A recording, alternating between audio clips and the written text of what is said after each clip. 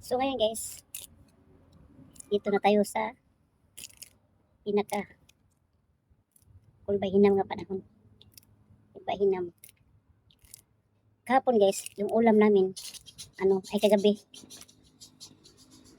Bumili ako ng karne, baboy. 1 kilo, giprito ko yung lahat. Tapos, tamang-tama pala. May karning baboy na pala ako. Tapos, nakabili ako ng manok. May pilay kasi yung manok na yun guys. Kaya, pinano ko na lang siya. Kaya yung ulam kagabi, malaki siya, malaking yun. Kaya, may pilay lang. Inuna ko siya. Munti lang nakuha. 2 hiwa lang. Dudong lang. Nandoon pa nga eh. Piritong baboy sa piritong manok. Hindi mo ako mahilig sa ganyang ulam guys. Kaya, minsan ako mag-post ng mga ganyan na ulam. Kasi, ito talaga, malunggay talaga ang ano ko guys. Ito ang sikreto ko guys.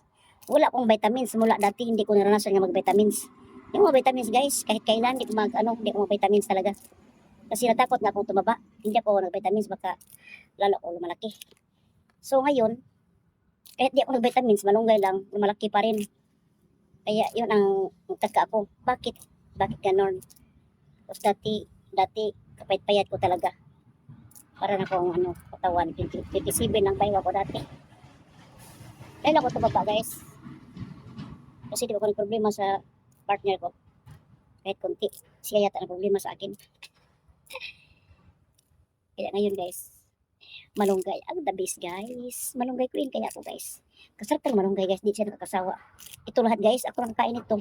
Tapos dalawang isda lang niluto ko guys, dalawang isda. Lagyan ko ng sabaw guys. Tapos ito, tanglad, sibuyas. Yan lang guys. Tapos yung ko doon, peritong manok sa kababoy.